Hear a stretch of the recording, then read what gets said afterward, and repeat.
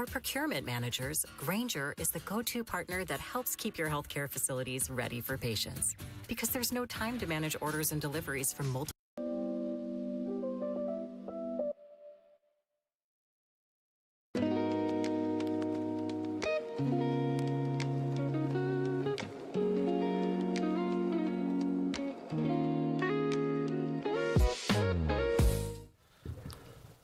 Okay, we doing radio? Yeah, we're back. Want to do radio? Turn me down a little bit. I think Jim's deaf. That is ridiculous. How loud? Yeah, don't do that. He said, "Don't talk behind the scenes." And I immediately start talking about behind the scenes. Turn it down way more. He's. No, I'm good. Okay, no, that's fantastic. Okay, thank you. You brought this in. It's almost like the thing when you bring in a statue of President Lincoln. It's almost like a threat. Like here's a statue of Lincoln. Like here. Okay, so I'm gonna guard this guy for you. I'm gonna stand behind him. Appreciate it. Like that guy did in 1860, whatever it was. Okay, so go ahead. Chuck Pullen, summer. Is it summer now? It's summer of Chuck. Oh, here. it is. If you had updated your graphic, go ahead. You're cool. You can work on it. By the next break, Yeah. you'll have something new. We got a bunch of graphics today. There's a lot going on today. So Bob's going to be talking about his trip to Fort Wayne for the Republican convention. So I have a lot of announcements today. I've got an announcement about the Bears at 7 o'clock when Jim comes back from Goat Yoga. I've got an announcement about Bob's political career whenever he's ready to hear that. I'm interested. Yeah. So if I'm being sent away, then you're going to make the big time. You're going to start being handled. So I'm going to handle you. And don't threaten me with a good time. Lynette, you have any announcements? No? You got anything going on? No. Well, if you think of something by 8 o'clock, we're good. I do, but I don't want to talk about it right now. Wow. Okay, that's a good tease. You should do that. That's a good tease. You do that going into the break. That's how you say, I don't talk about it right now, and then you hit the button. Okay. We've got Fox Point coming in at 8 o'clock, and then there's some show after them. Region Republicans, where we're going to talk all about. So it's just me today, but we've got a full lineup of candidates. We've got a special show on Wednesday, and we're booked out through, I think, August. We're going to talk about that, and I'm excited. I don't know. I got things to show.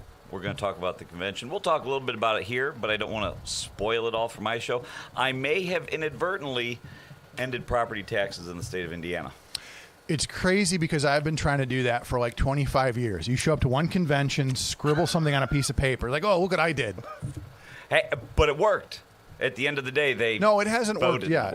Well, I mean, I've been, ever since I saw that picture, I've been working on that framework all weekend. So I will have the proposal ready. Okay. I'm ripping it straight out of the pages of Dr. Ron Paul and Thomas Sowell. I have your whole proposal ready to go. Just put my name on it somewhere. The Sowell Paul Pullen Tax Reduction Act. How about that? Wow, that sounds like a prequel to Breaking Bad. Right. Better Call Pullen. What else you want to do? What, that could be right there? That's it.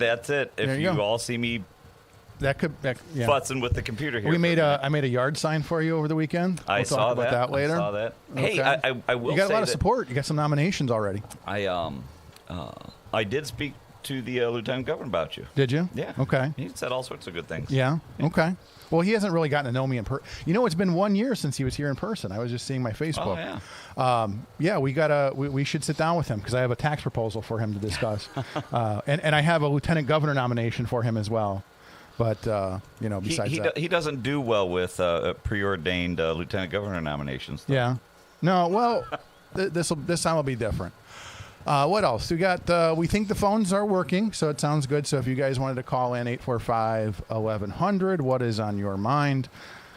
There's just a whole bunch of random things going on. I wanted to talk about this, like the idea that here we are in 2026 and like the reflecting pool has become like ground zero. Oh, Reflect Gate. The Reflect Gate. Yeah. Yes.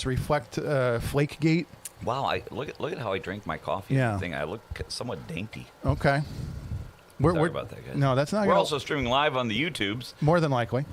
Hopefully. What else? I mean, what else we got going? I mean, what else I was going to let you talk about the convention if you want to do that later. But I mean, what else in the news? What else did you want to get into? So the reflecting pool, and it's so stupid that we're even talking about this. It appears if you if Trump's tweets and things from the interwebs are real, it appears that there have been some maybe eco-terrorism I call it eco-terrorism. going on, be fair. dumping Caustic various chemicals. chemicals and some algae blooms in the reflecting pool. I don't know what they had a guy with a camera the other day that dipped his GoPro or whatever you want to call it in there, and it looked as if the bottom was flaking up. The issue is, when you only get a clip of that, it's like, well, did you smash it first and then you whip your camera and then it looks bad? I don't know. Well, but also having said that, it is Washington, D.C. Right. It's a swamp. The Aside from the political swamp, Right. it's a swamp. It's a terrible climate, and it's the summer. And the guy in charge appears to be a comic book supervillain. If you haven't yes, seen it, I saw him. Yeah. I saw him. When you see him in the back of your mind, the Inspector Gadget theme. Yeah, starts to play. that's the kind of guy. Yeah, that's the kind of guy that would give you a loan. He's basically would give you a loan at like 800% interest, and then Yeah. break your kneecaps if you don't pay him back. Do we want to take calls? Do we want to do that? We can do that, and we can see if that's working. This is what happens when I sit down. I'm like, okay, you guys like rushed me, and I'm like, okay, let's. I need to take a breath. Okay, let's take some calls and see what's going on in the world. Good morning, caller. You're on the air. Yeah, good morning, Chuck and Bob. Good morning. Well, right now we're at 36 people shot Yeah. and 7 dead. Is that pretty close? Yeah, I can check. I was just looking at that earlier. I didn't realize it was that high now. But again, it's not even warm out yet. We had 14 injured in a drive-by mass shooting over the weekend. I mean, again, MX, we've talked about this at length. I spent a lot of years covering news in Chicago, and that was always one of those things where it's amazing to me how quickly we are able to just sort of ignore this. And I appreciate you because every week you say, hey, let's talk about how many people are going to be shot in Chicago, because we talk about it like it's in a vacuum. And if you're here in the region, maybe it is in the vacuum, but I mean, I've met many people. I've met the mother who walks out and finds out that that's her son under the sheet in the middle of the street. I've gone to the balloon releases, and I've met these people. I've seen the pain that this causes, and this idea that we just sort of ignore all of this is just always one of those baffling things to me. Go ahead, MX. Well, how I feel about labor. I always hire union labor. Right. My plumbing, when it exploded, my sidewalk that I paid for myself with union labor, my roof, everything I can. And it seems like Obama is exploiting labor. Mr. Obama, Mr. Trans-Pacific Partnership Obama, turned around and exploited labor. Now, labor means union and non-union. So from what I am getting from the news channels is that the minorities, signed an agreement that they can't say anything bad or sue Obama. They can't say anything about not getting paid for the Obama library. Now, there was one guy that slipped through the cracks, as you notice on the news, that didn't sign that agreement. And he's $4 to $5 million in the hole that Obama didn't pay that contractor. And if I had anything in a union, if I would put Scabby, the union rat, up near the Obama, as close as I could get it to the Obama library, because what he has done to his own minorities, he made them sign an agreement that you can't sue me for anything. And you know what? Work is work. When you ain't working, you'll sign anything. And MX, real quick, sorry. let's just, no, you're fine. I want to explain this to people because I actually had this happen to a relative of mine where, when you when you were in the construction business, and maybe Kuziak's listening, I mean, I know several guys that have, they got big contracts. They got big contracts for the city of Chicago, CHA, CTA, whatever, and they spent a lot of money. They had to put it out there. You have to, you have to buy materials. You have to pay your guys. I know several people whose businesses, small businesses, went under because they got raked over the coals by the city of Chicago.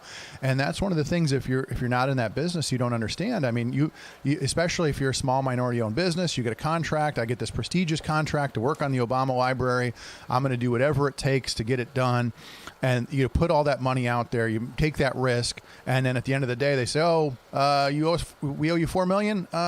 Get back to us on that. I mean, again, that is going to destroy businesses, and that's the part that people don't understand, is that when, again, this project is ballooned to well over $1 billion. Who knows if, the one person's claiming it's $4 million. That will affect people. That will affect families if those bills don't get paid. And again, the other interesting thing, MX, I ran into an old friend of mine that I used to work with, and he had mentioned going to the library or getting tickets for it or something. And I said, how's that going? And he said, a lot of people in the neighborhood are asking, where have the Obamas been for the last few years? As soon as he was out of the White House, he got a new mansion in Hawaii, and nobody in that neighborhood saw him again. They said, we haven't seen him in years, and all of a sudden he shows up to open this library, and a lot of people in that neighborhood are saying, like, where have you been? We supported you, we helped get you elected, and then you just sort of turned your back on us. So there's a lot of people in the neighborhood that are sort of feeling that way about him. It's like, hey, you show up for this ribbon cutting, and you go back to Hawaii, and what did you do for us? So, there's a lot there, but I don't know. The union rat, Scabby, is for people, not only for union members, but it's for people that don't get paid. Right. Now, these minority contractors, I'll say this again, they signed an agreement saying that they can't sue. Right. So you'll never hear from them because Obama will sue him to death, those minority contractors to death. Imagine being a minority contractor. A lot of them are really good with cement, I'm telling you. And a lot of them are really good with tape and drywall. The cement work that they do, these minority contractors, is unbelievable. So they come home and they tell their family, we're going to work for the Obama Center. You know what? Let's go out and maybe let's go out and buy a new car or put a different home. Right. Well, now they're not getting paid, and their hearts are broken from a man now. Now this is where I had to change parties, Chuck. As you know, I was a Democrat and everybody hated me. I voted Obama twice. Right. No, nobody's People perfect. Remember that? Well, and and they were down on me. Well, and you remember. Well, let me finish. Go ahead. And so he wanted Trans-Pacific Partnership. Right. And all the unions, they were telling me in 2012, long before Trump, 5 years before Trump, we can't have Trans-Pacific Partnership. So I listened to what Hillary said. And Hillary said she advocated for it 24 times.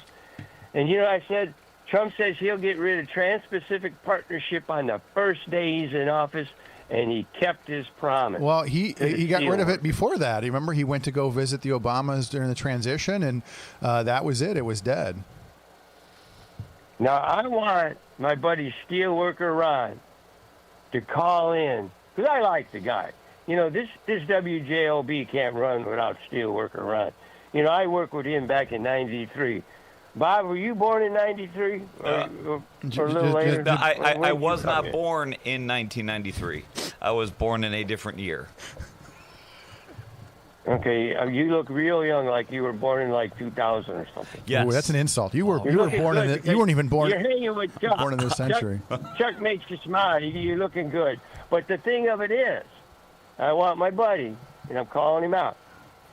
What does he think about putting Scabby, the union rat, So these poor minority contractors get paid. Imagine, do you ever see these cement workers? These minority cement workers, man, they bust. And it's beautiful. I saw some guys working in. Hey, MX, I saw some guys pouring concrete in the never-ending downtown Hammond project over the weekend. I was over there, and they were pouring yet another new sidewalk. So it's something's going on. Maybe, transformational. Okay, I'm gonna let you go, but Obama's a scab. Oh, there you go. And there should be a union rat up there. There you go. And in fact, I made that cartoon. Obama exploits labor. And I'm going to let you go with that, Chuck. Thank you. Why don't we take a break, and then we'll be back with your phone calls at 219-845-1100 in just a few minutes. For over 100 years, Roofers Local 26 has been keeping Northwest Indiana dry and safe. Since 1919, our highly trained members have built a reputation for skills, safety, and reliability. With a 4-year apprenticeship and certifications in OSHA safety, first aid, and CPR, we deliver quality you can trust. When you need roofing done right, choose Roofers Local 26, protecting what matters most for over a century. For more information, visit www.roofers26.com. Introducing Powers Health, a health system with a new name and a strong legacy of caring for families in our community. One with a tradition of advanced specialized services and a vision for the future. One with a commitment to medical excellence and compassionate care. Everything we do, everything we believe, powers health. When your home needs help, the last thing you need is a faceless corporation or sales-driven franchise. At Myers Companies, we've been proudly local since 1951, born and raised right here in Northwest Indiana. We're family-owned and operated, built on trust, hard work, and integrity. And because we're family, we treat you like family. Your comfort and safety always come first. For HVAC, plumbing, and electrical done right, choose Myers Companies. Local, family-owned, here for your family. Ogren Insurance, Hammond's oldest family-owned independent insurance agency, now in its 3rd generation, providing clients in the Chicago area with products from quality insurance companies to handle your every need. Regardless of driving history, Ogren Insurance can find the right coverage for you at competitive prices. To learn more about the insurance solutions and services we offer throughout Indiana, Illinois, and Michigan, call 219-933-0076 or visit our website, ogreninsurance.com. We're located at 6929 Homan Avenue in Hammond, Indiana. Do business locally with someone you know and trust.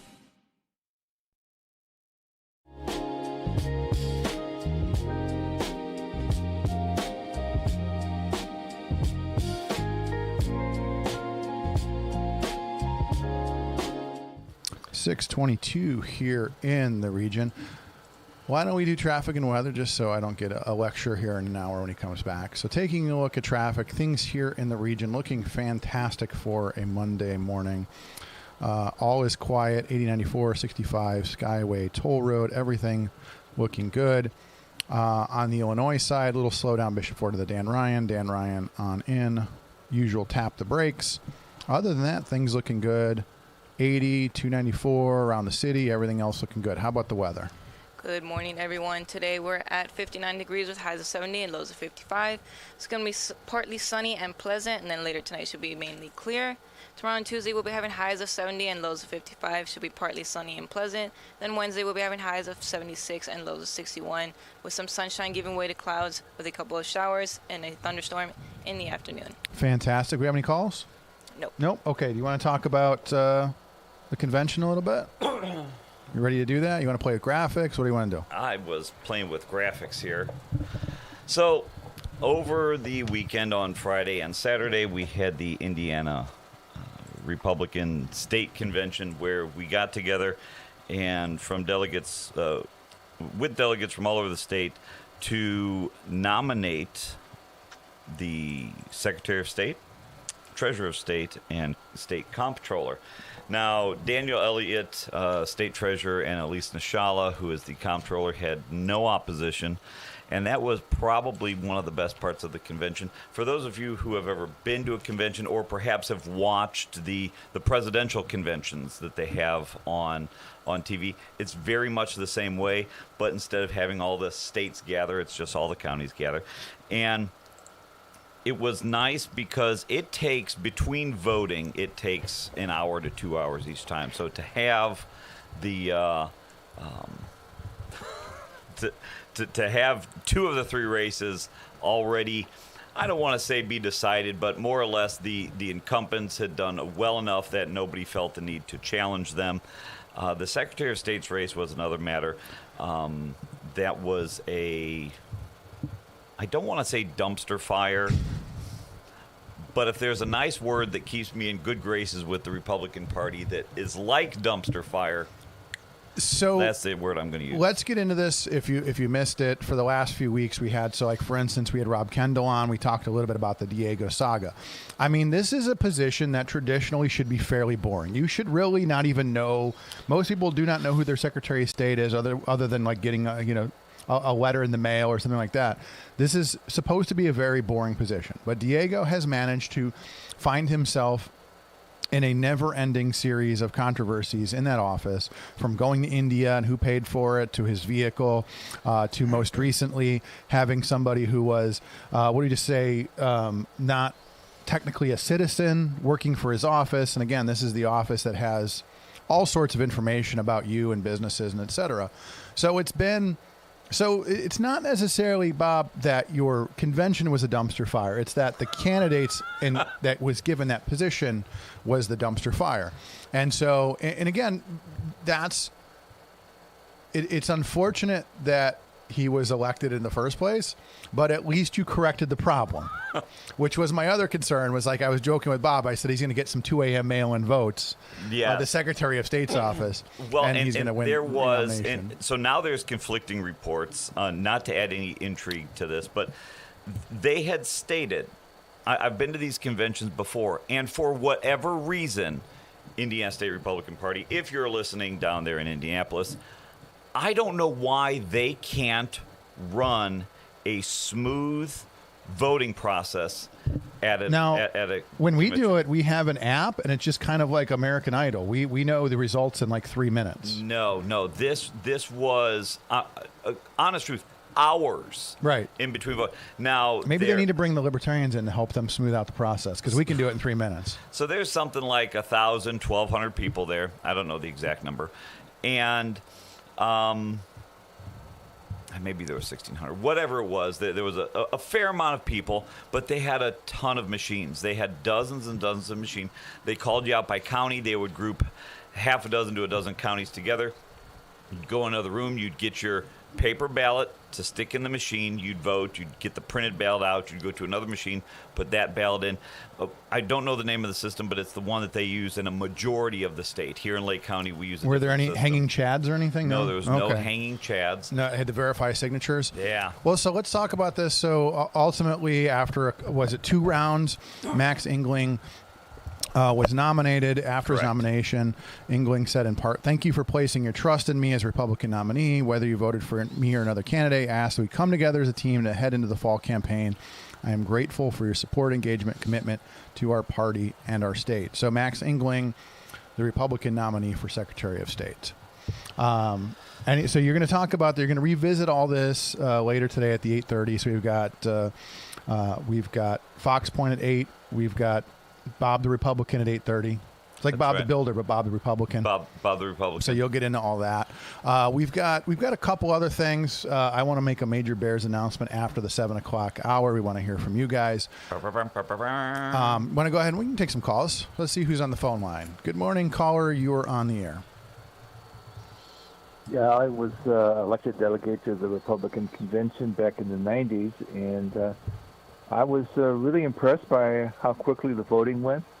I had no experience. I had no idea as to how things would go, but they went quickly and smoothly.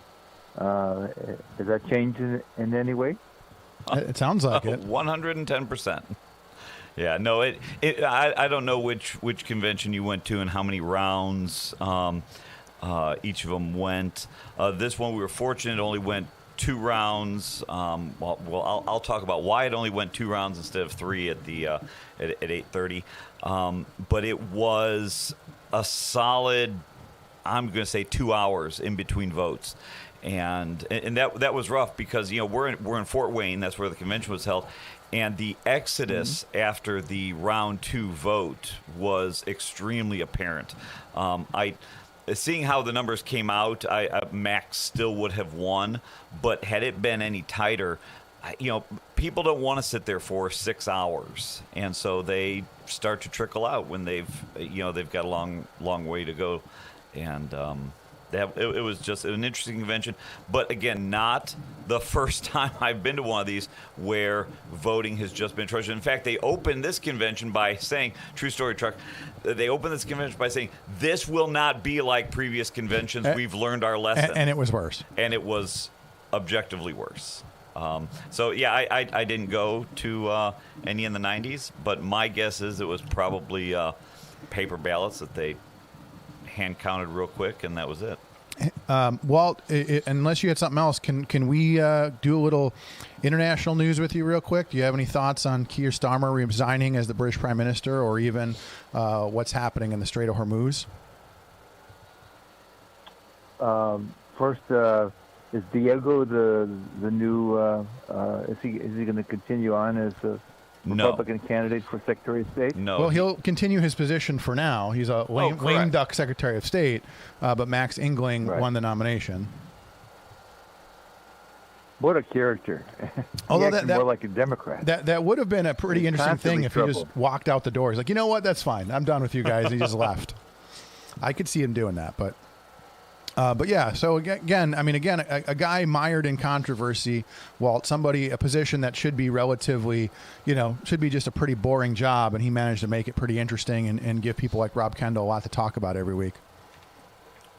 Right. Yeah, somebody should give Rob Kendall something to talk about.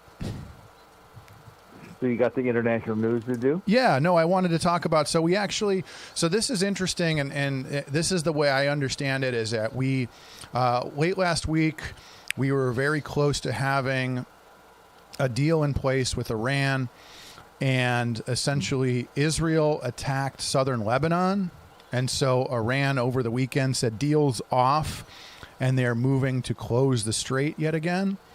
So again, just a weird, it's one of those things where now we've got a lot of friction between the United States and Israel, because it seems that, we are trying to find conclusion here. We are trying to end the conflict, and Israel just seems sort of hell-bent on dragging us back in. And I'm seeing, traditionally, people that are traditionally pro-Israel are starting to kind of question that. And I think that's something that Israel really can't afford to lose any support right now. And there's people talking about, obviously, we send them a lot of aid and things like that. So it's become a really complicated situation. But ultimately, at the end of the day, closing the strait again is going to have a huge economic impact. I mean, I don't think people appreciate or are going to appreciate how that's going to affect prices across the board on everything from, not just oil, but, fertilizer and all sorts of products that need to go through there. So what are your thoughts?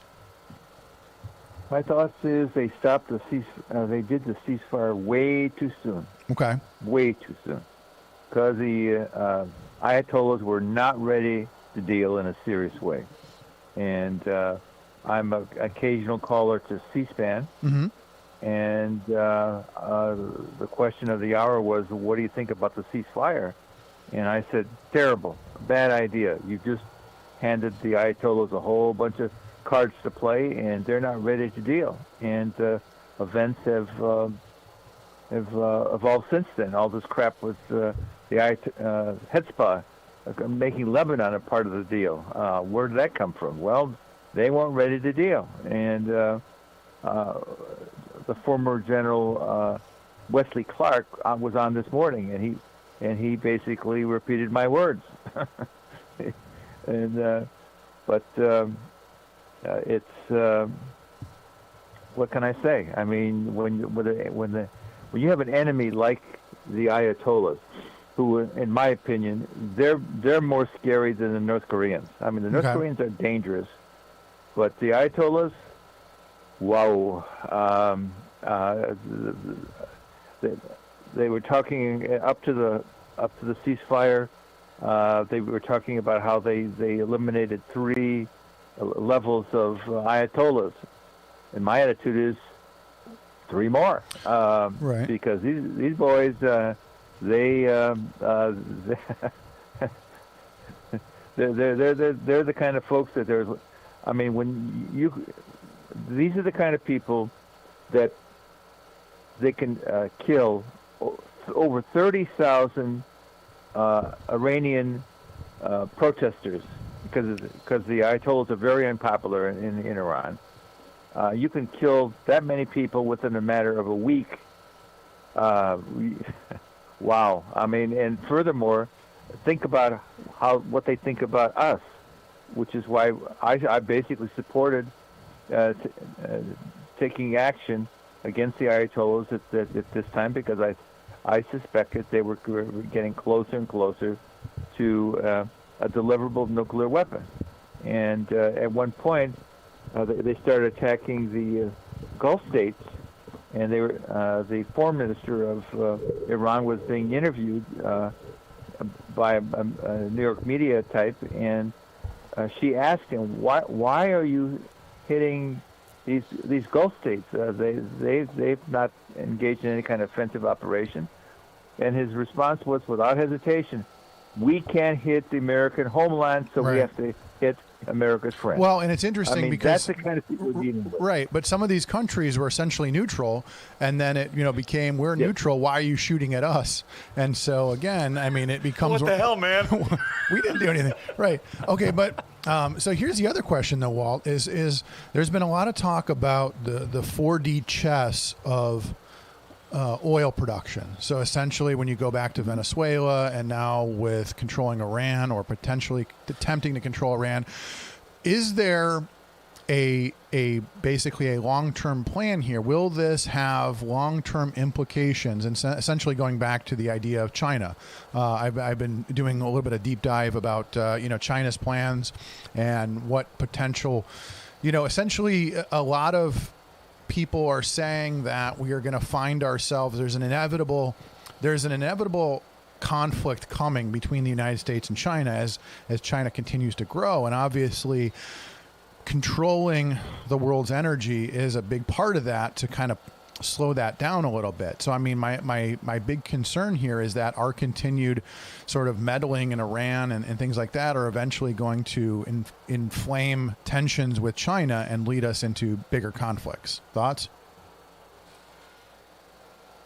The Chinese are smiling from ear to ear, being tied down with this mess in the Middle East.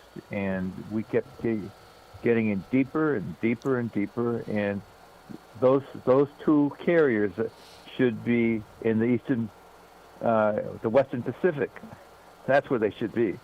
And to have them tied down to deal with the Ayatollahs, to allow the Ayatollahs to play games and piddle around and play for time, and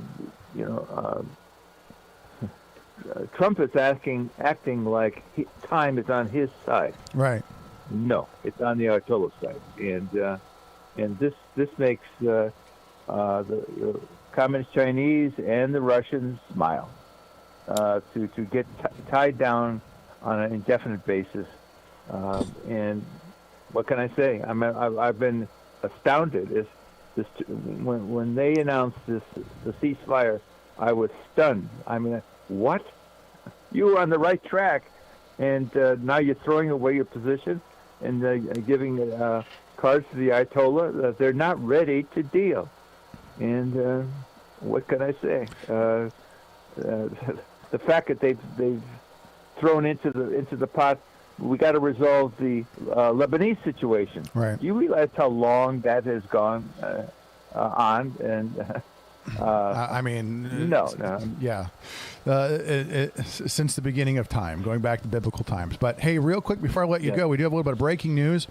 Sad news. Alan Greenspan, longtime chairman of the Federal Reserve, has died at the age of 100. Alan passed away at his home this morning at the age of 100 from complications of Parkinson's.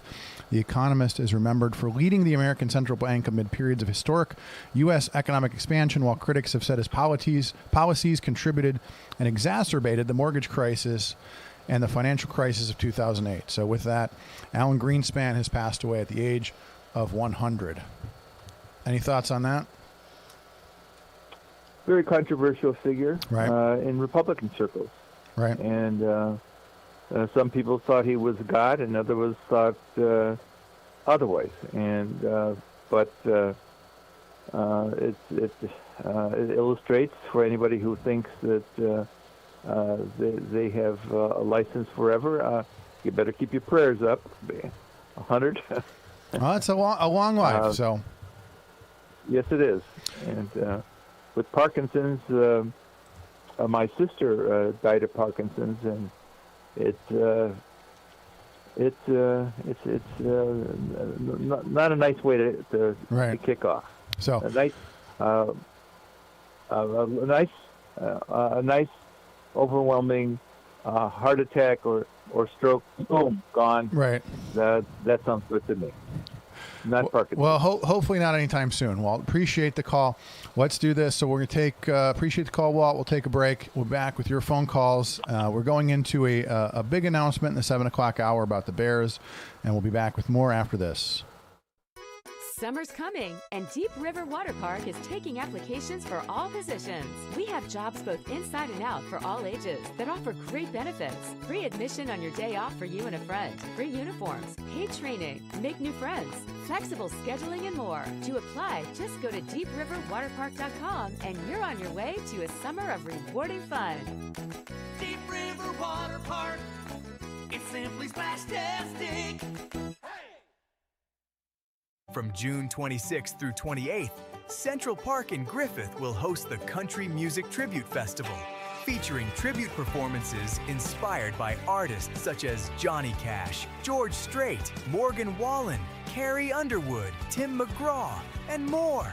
The event invites families to enjoy on-site food and drinks on the lawn, with fireworks planned for Friday and Saturday nights. Best of all, admission is free. Don't miss out.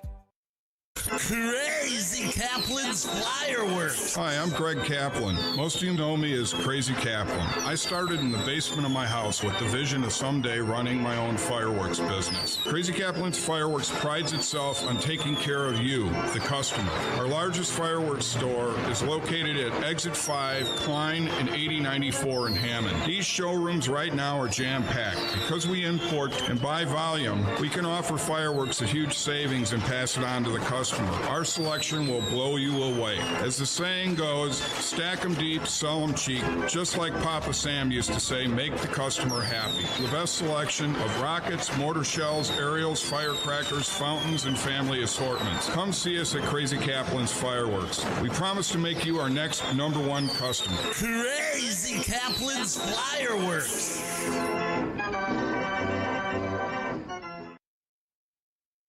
It's the simplest expression.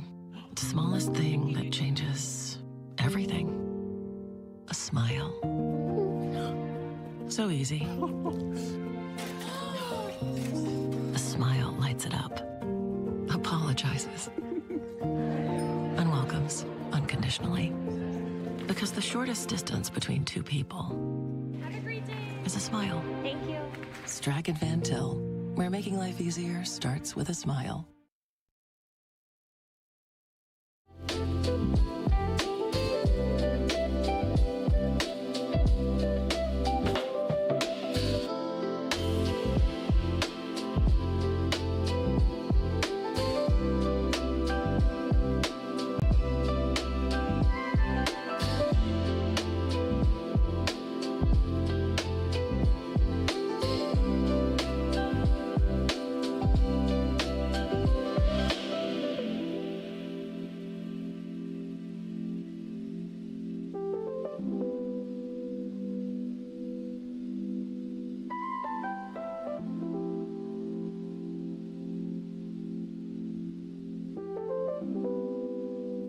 I love how so the boss like pokes in. He's got his bagel. He's like, "Am I sitting? Am I not?" I'm like, "No, go eat and then come back." Like, we'll be here. You come back after 7 o'clock. He wants to talk to you. It's like, well, go eat your bagel first and then come back. It's 6:45 here in the region. Chuck Pullen, Bob Starkey. Better call Pullen here on WGOB. Lynette, we got some callers. We got You want two. to take some? Let's take some callers. Good morning, caller in here. Hey, Chuck. Hey, Bob. Hey, good morning, sir. Dave. Happy Father's Day to you both. Happy belated Father's Day. Thank you. Appreciate it. Had a good day yesterday with my kids and my grandkids.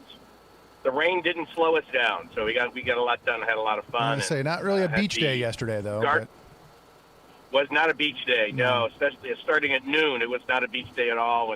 But they had the garden walk in the first district, and it obviously Saturday was absolutely beautiful. Had a lot of people come through, and yeah, it was a good day. So I was a delegate on the Democratic side a few weeks ago in Indy, and I have to tell you, it was absolutely seamless. Uh-oh. Very similar situation. It was unopposed for the treasurer and comptroller. So it came down to Blythe Potter or Bo Bai, and Bo Bai got the first round, 61-39, and I was out of there by 3 o'clock.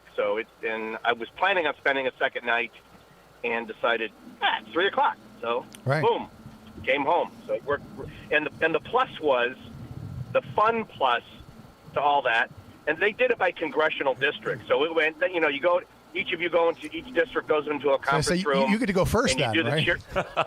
You get to go first and you're out And of you there. do the cheer. No, it actually did not work out that way. So they had their formula. And I believe it was just by populace of the districts. But yeah, you go into the individual congressional districts go into the conference room and do a lot of cheerleading and then a lot of fist pumping, and they had some fun projects to do. And then you relinquish that to another congressional district. But here's the best part.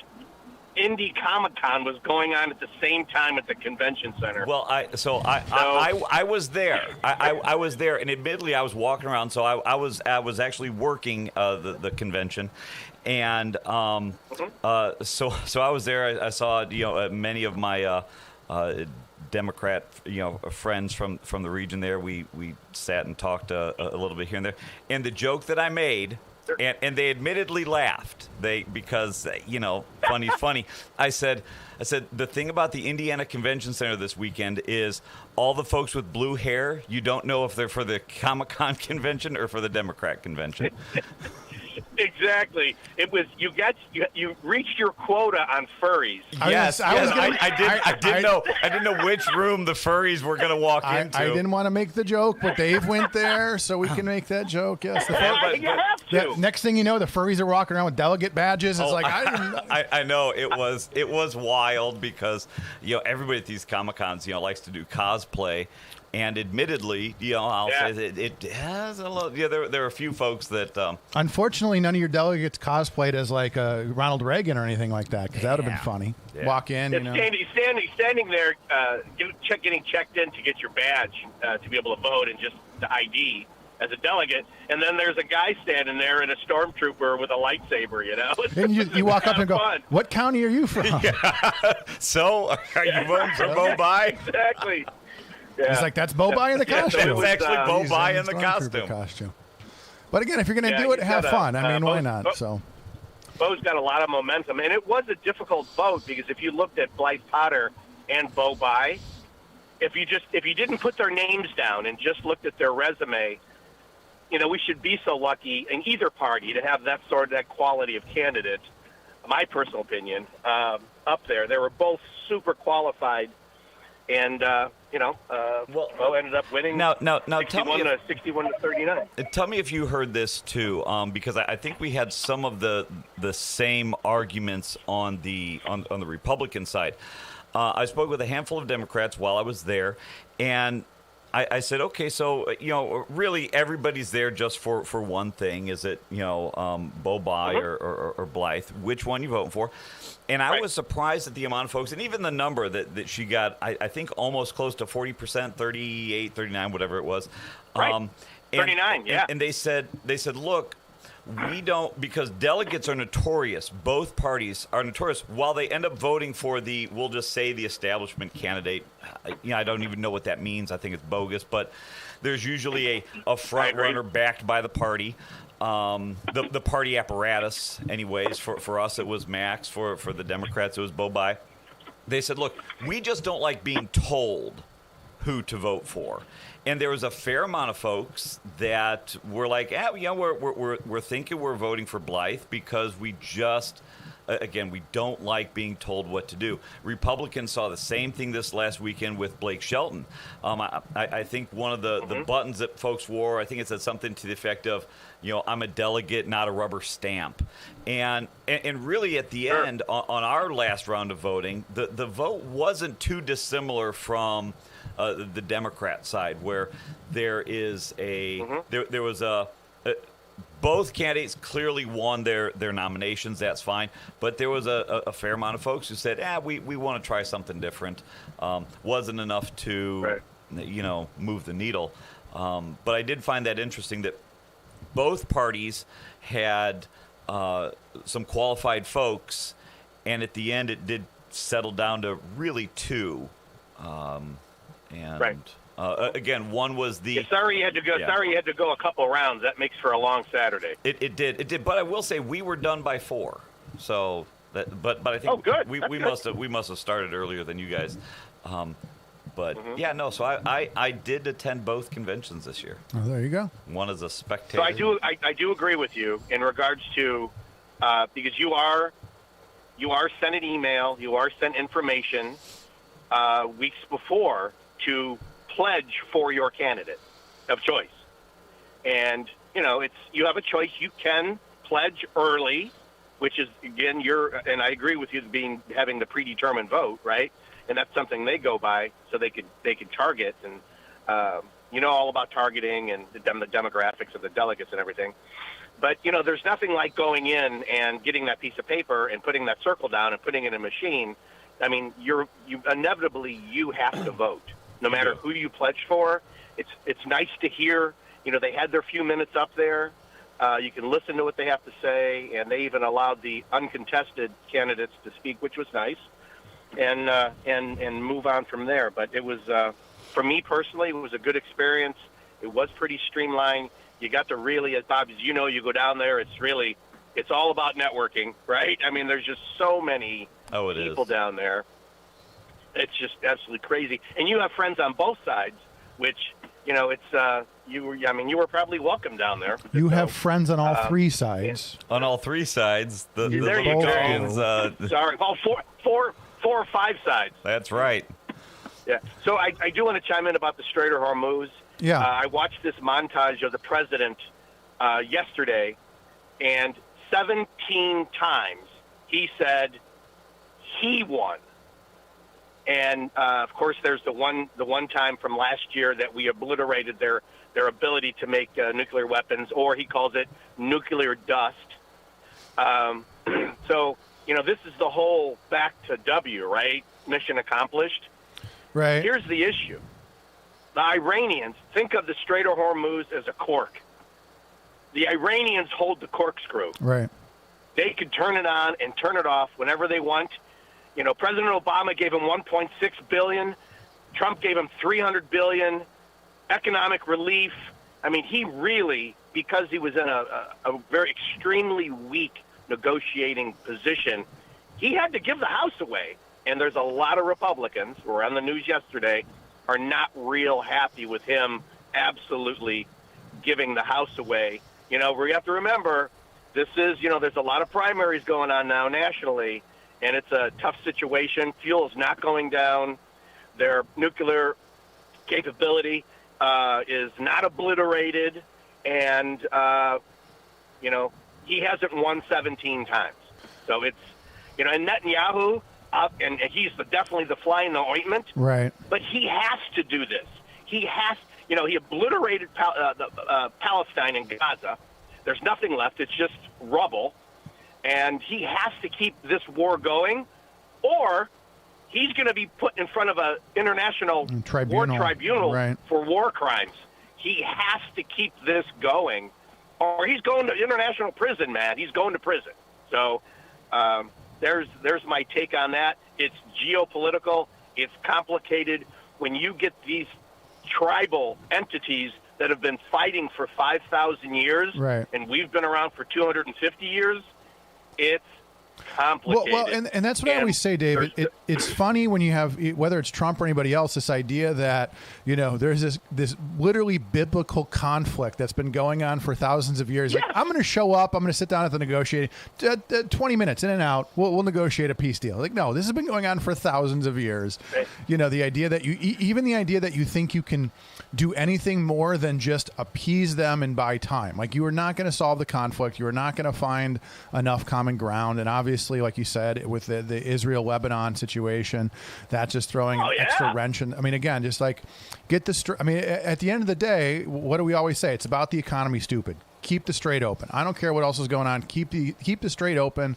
Otherwise, you're going to have bigger problems on your hands. If we could just put it back to the way it was before they started this, then we'd be okay. And that's the thing. The whole idea, like I say, that that was the hey Right. Bob, that was the Obama plan. That was the Obama plan.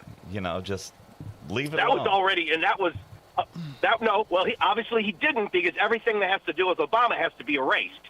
And this was one thing that is absolutely turnaround and biting all of his strategists and himself, president, on the rear end, that it's literally he's giving more away than Obama did, and it was somewhat stabilized.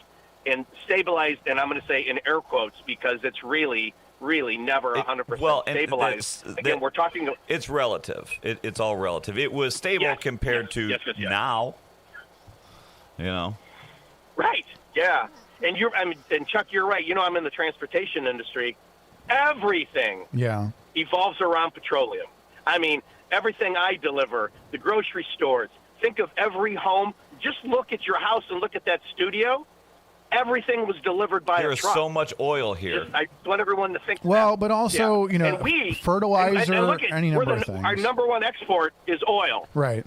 Why don't we, in times of national security, nationalize it, right? Because that's not our oil. The oil that's being pumped out of the ground and sent to South America and sent to Asia is ExxonMobil, right? It's ConocoPhillips. That's their oil. It's not American oil. We don't own it. We lease it. We lease the property to them, but it's their expenditures, and they can sell it to whoever they want, even though if we kept that oil in the United States, gas would be $1 a gallon. But it's not, because we don't own it. Right? That's the one thing people don't understand. You know, it's American oil. No, it's not. It's owned by the 5 major petroleum companies. They can do whatever the hell they want with it. If they want to keep it here, great. If not, but they're not going to make any money here. They're going to make money in South America, and they're going to make money in Asia. So that is not our oil. That is not our coal. Those are owned by 4 cartels in the central part of the United States. That coal can stay here or go on the international market. Just want to emphasize the fact, us American citizens, we don't own any of that. The oil coming out of the ground or the coal, those are all transnational corporations. Yeah, good points, Dave. Okay. Hey, appreciate the call. Thanks, buddy.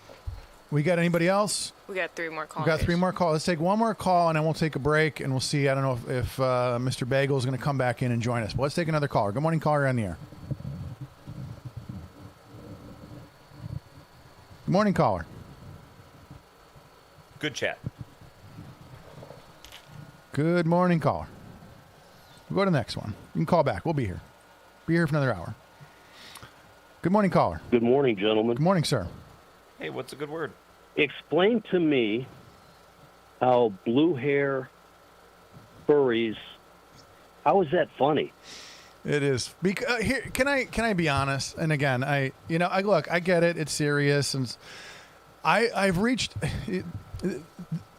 The 2 parties have broken me, and all I can do is sit here and go, Man, that's funny. I can't. We'll talk about it on the radio because again, it's like this is just it's become comical. It has become comical, and the fact. I mean, even this thing with the reflecting pool. There was people dressed like the Jolly Green Giant. Like trying to jump in the pool over the weekend. Like, are we really? We're going to go to. This is like the new Ground Zero. Is this reflecting pool?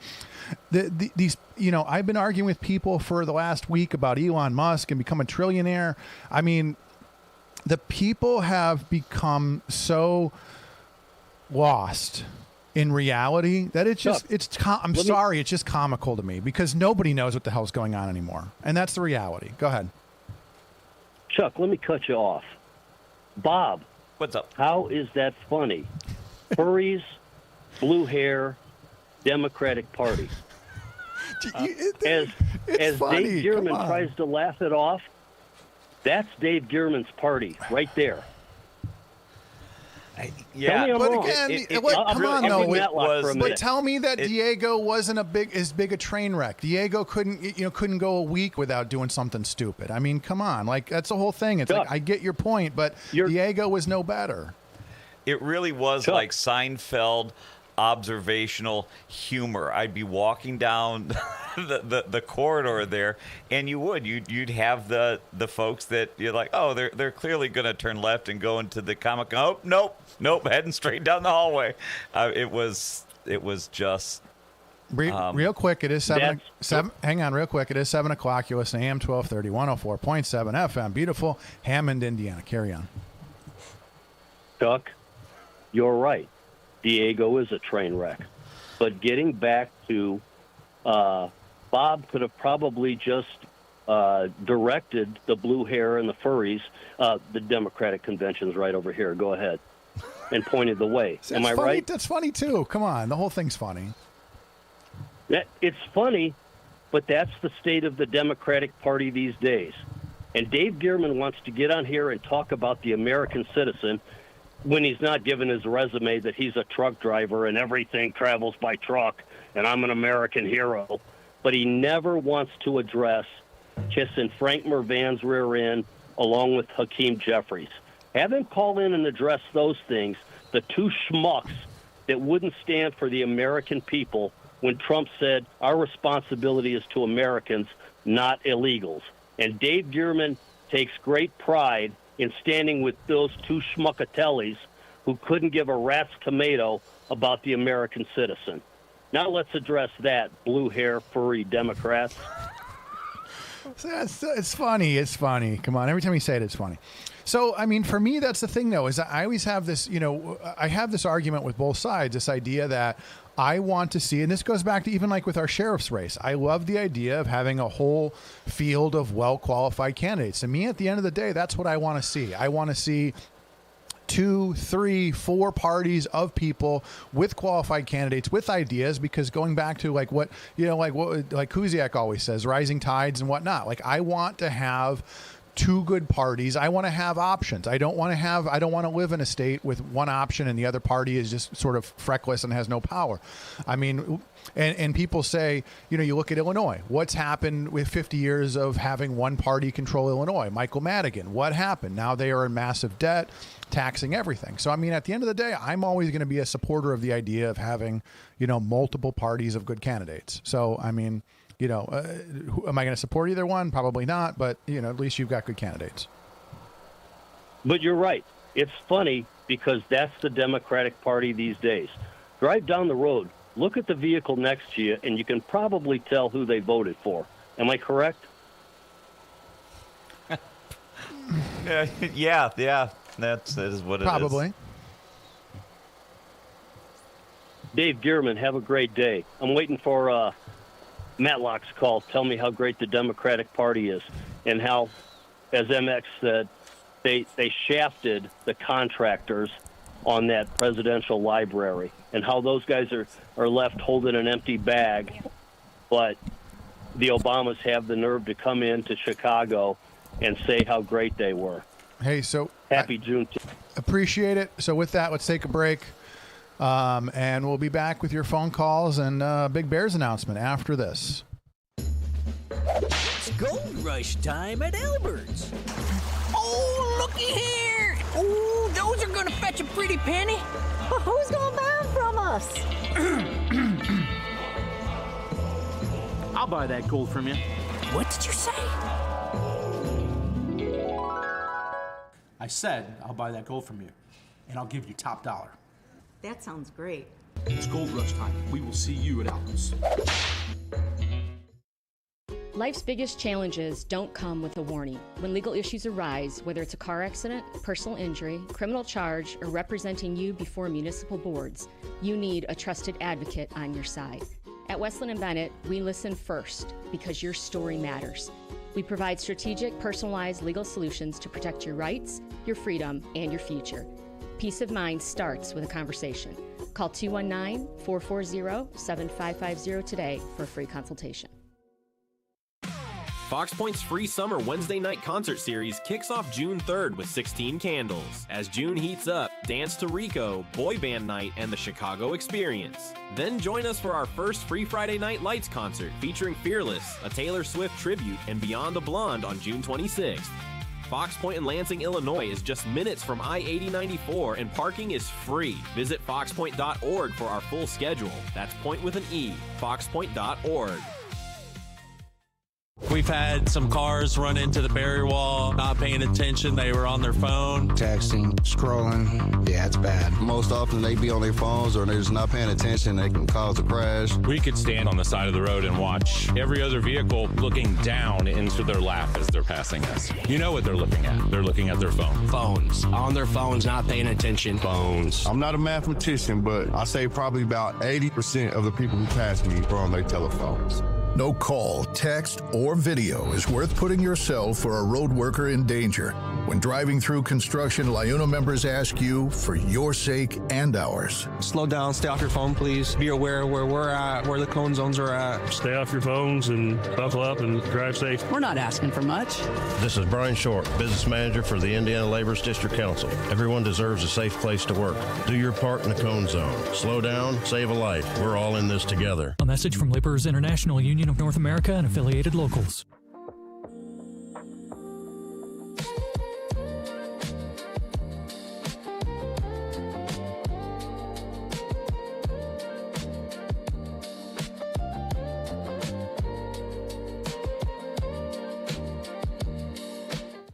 Welcome back, everyone.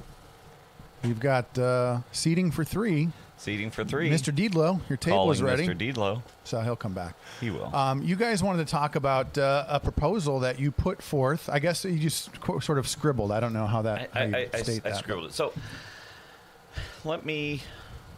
He's walking. Mr. Deedlow, your table is ready. Here he's coming. Come on, this is fun. It's good radio. People enjoy it. If we were serious, people would be like, this is too boring. People enjoy this.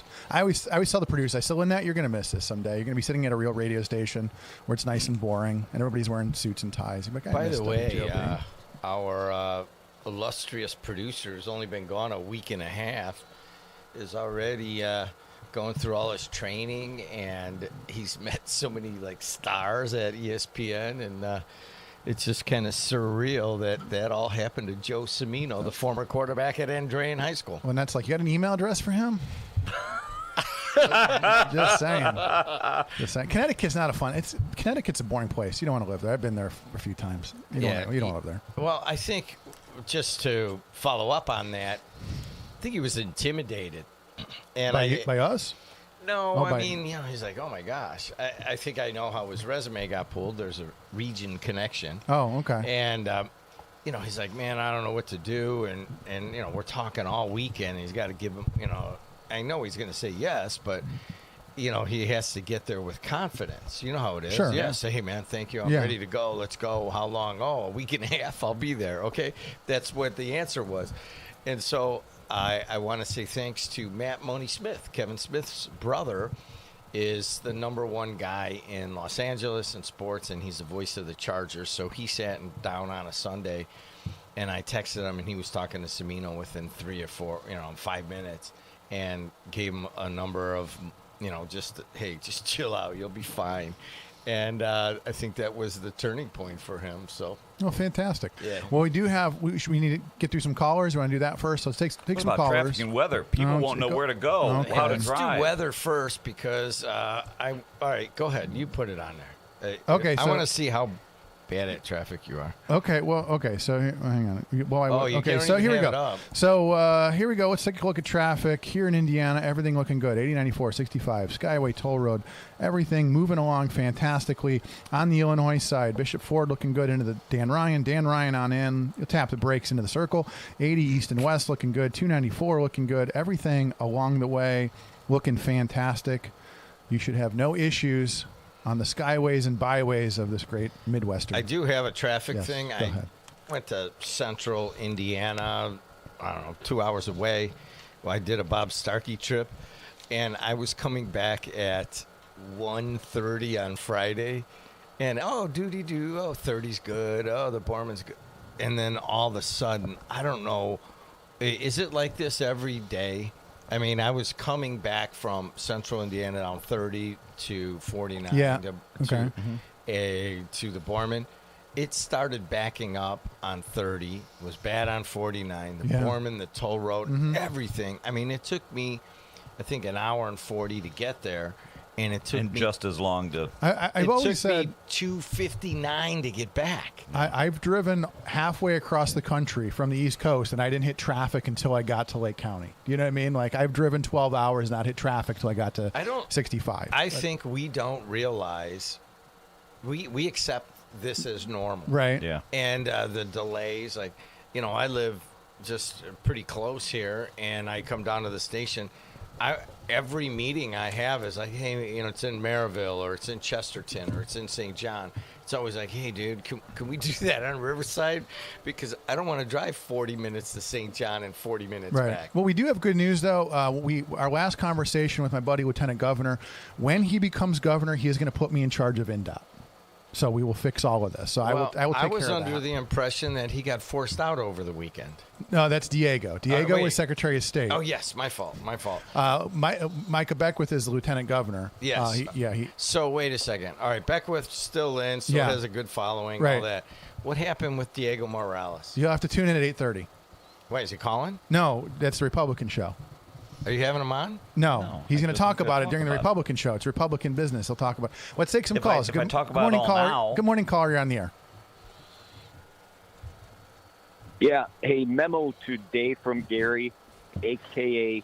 Mark Leva from Gary, the guy that can't seem to win an election in Gary for whatever reason. And I think we all know what it is.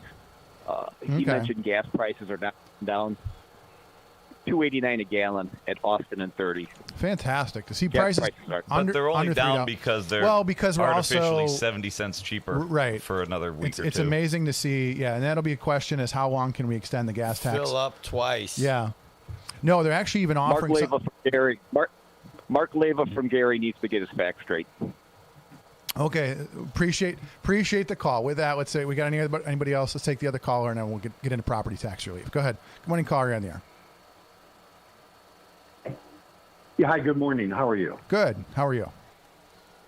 Yeah, I called in last 2 weeks or so ago. I know the guy, the owner, the guy in the hoodie, really good-looking guy, very smart, Elon Musk type. What's his name? Who? Not here. Bob Starkey. Bob Starkey. No, the Yeah. guy, okay, I'm being very serious. The guy that owns the radio station in the gray in the hoodie. What's his name? This is Jed. Jeff or Jed? Jed with a D. Yeah, no, he's a very smart guy. Listen, I'm a rant. I called him a few weeks back. I can tell this guy's very intelligent, quick mind, entrepreneur. He's doing this, he's going to do that. Very, very smart guy. Right. Actually, I'd like to work for him. Oh yeah, no. So actually, I'm yeah. very serious. Did you What's send? that? Did you send anything to his email? Did he email you yet? No, but do you guys know who I am? Do you recognize my voice? I called him before. Do you Yeah, no, I recognize my remember. voice? You called from California. We talked about some Yeah, California yeah. politics. Yeah, so yeah, we Yeah, should so do. I think he's very smart. No, he's very smart. I'm a fan of his. I think he's got a quick brain. I think I'd like to maybe work for him. Maybe he would dude, relax. You're not going to work for me. I think he's a smart guy. All right. Thank you. And if you do want to work here, just definitely send me something to my email. But anything on your mind right now? Yeah, I don't get why you have these two guys on your program. Yeah, they bring it down. Same here. Okay, let's hear you out. Go ahead. Why? What's No, wrong with but them? I don't. Okay, honestly, I don't get where this show is going. I don't get it. I don't learn anything from it. I think they're average, nice people. I think you're a genius. I know you're a genius. So I'm not sure where you're going with these two guys. And I don't mean to be disrespectful. You're like, dude, don't call into my show. We're doing the best we can do. But what do you guys do? Change my mind. All right, Hey, all right. say, listen, You know hey, what? dude, I appreciate it. Now listen, and I'll respond, okay? And I'll talk about it. Thank you. First of all, thanks to both of you for doing what you do. I'm good at being average. Average is good. I mean, I think that the caller does have a point. Right, in no, that yeah, absolutely. A We're number average. of our, people that are associated is like, well, what's going on, Jed?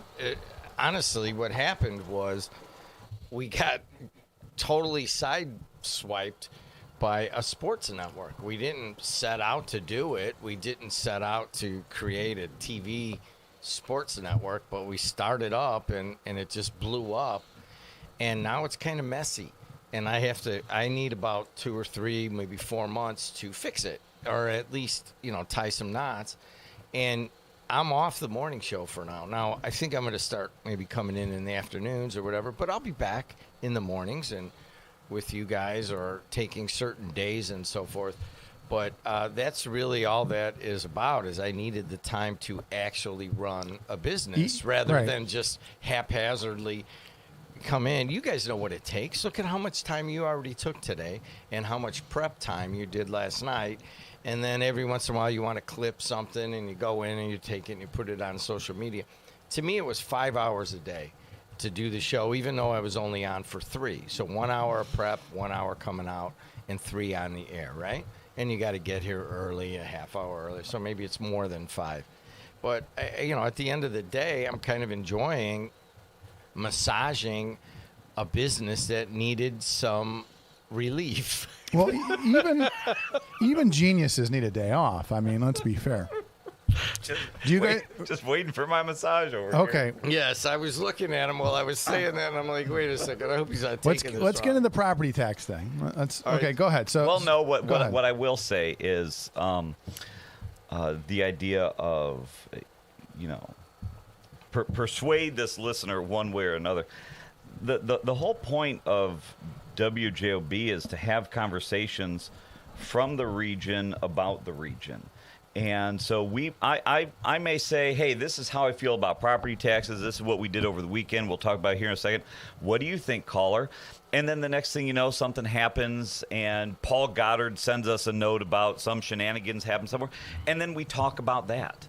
And then that's just, what it is. During campaign season, yeah, we've all got opinions. We try to, walk a line to give everybody their fair shake, and it irritates Chuck and I sometimes. I think that we'd like to give more of our opinion, but we just do our thing. So I don't know, and I could be wrong with the caller. I don't know that it's our responsibility to mold the direction of what someone's thinking. I could be wrong, but I guess I'm just here to talk. The part of what I think why I keep getting raided by networks for sports is now the word's out there that they're going to come and they're going to show up trained and have been put into situations where people not only have to be on the air, they have to produce it, and they have to troubleshoot. And that kind of goes for you guys too. I mean, if I'm here all the time, where is the local talent going to develop, right?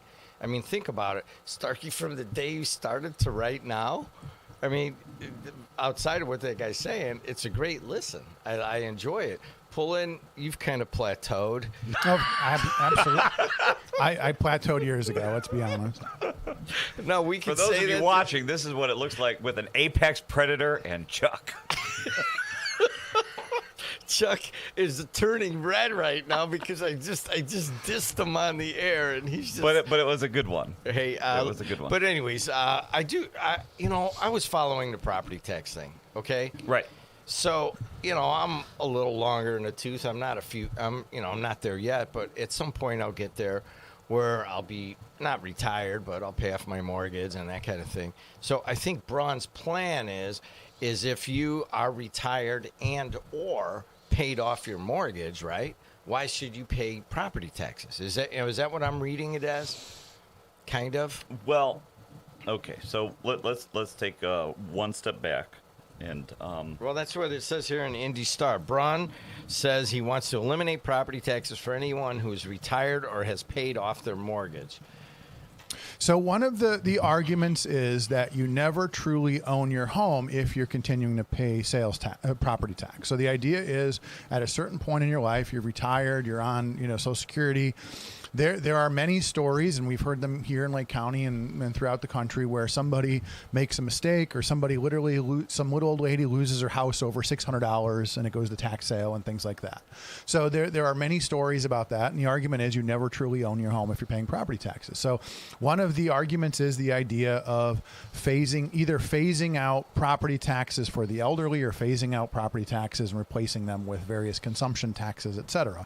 There is a property taxes. Naming it property tax is really a misnomer. There should be some type of service tax to it because you are paying for services. You are paying for police. You are paying for fire. You're paying for those things that you are consuming from the government. It has to come from somewhere. So when I say that the state legislature should move towards eliminating property tax, it's the idea that they need to eliminate the function that says you never truly own your home. Right. So, but here's one of the questions that I would have, and I would even counter on this a little bit. So right now we have a 1-2-3 tax cap in Indiana. So the average homeowner, in theory, should be paying about 1%. In reality, here in Lake County, we're at about 2%.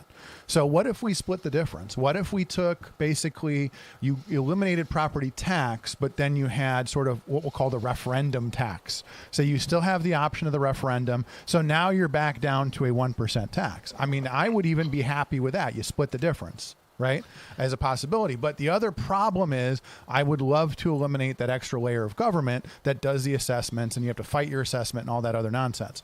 So that would be my question is, can we find a way to eliminate that bureaucracy of assessments and all of that, but also still have people pay? Again, you have your local school referendum.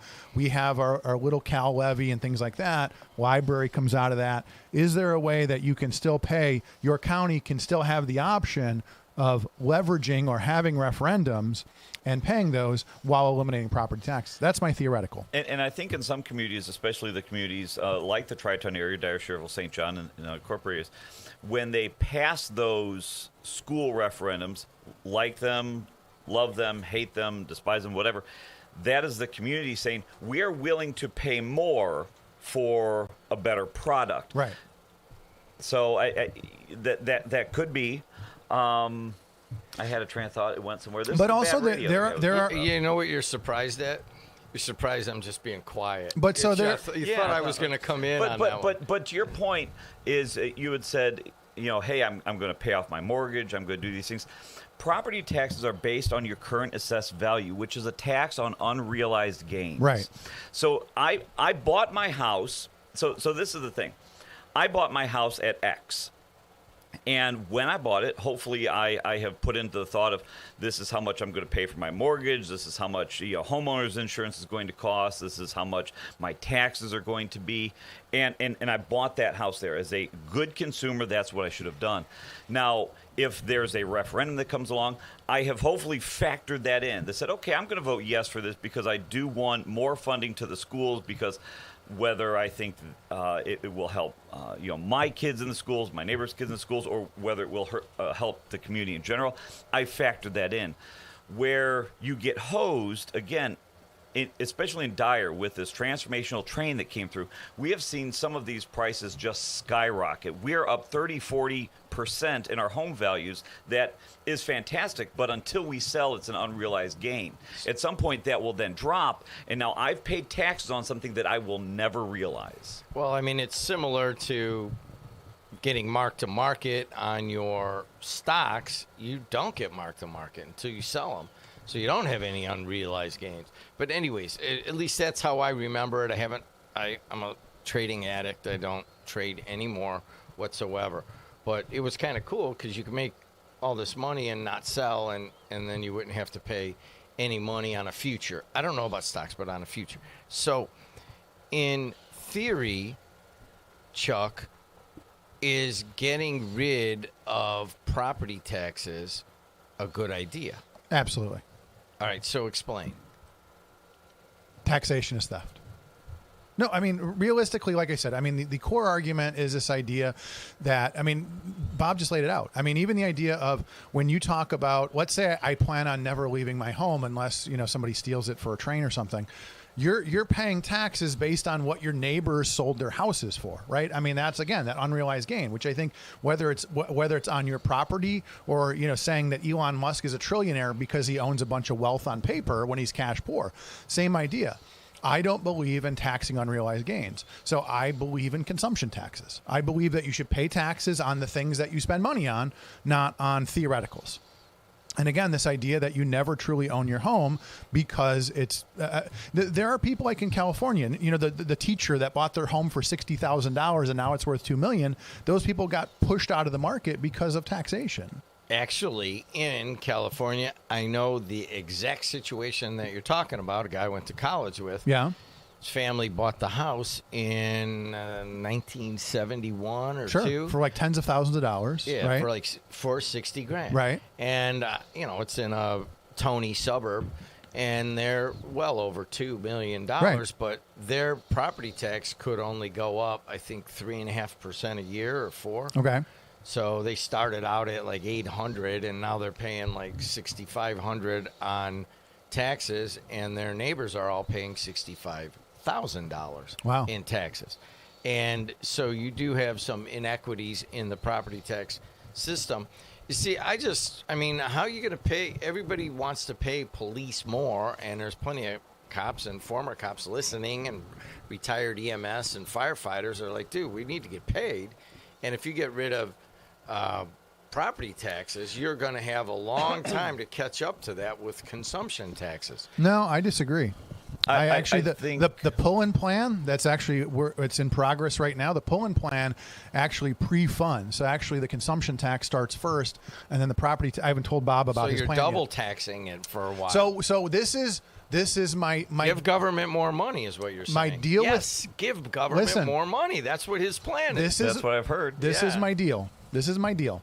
You are going to pre-fund government. So the deal with the taxpayers is you're going to start the consumption taxes first. We are going to pre-fund government. And the good thing about that is that money would go into interest-bearing accounts. So we would actually keep up with inflation, because right now what happens is government grows exponentially, 3 to 4% a year with inflation, because like you said, the police and fire want to get paid more. So the idea here is you're actually pre-funding government, not post-funding government. So you take advantage of interest-bearing accounts. I don't know, Starkey. What I'm hearing here is he's saying, let's double tax for a while. My promise is with a sunset. You've been talking here for 15 years about don't give the government any money, and then you come out here on, June 22nd, You're right. and you say, let's double the amount of money we're giving. Give me the money is what I'm saying. This is a moment in WJOB history, right, because you're a big part of our history.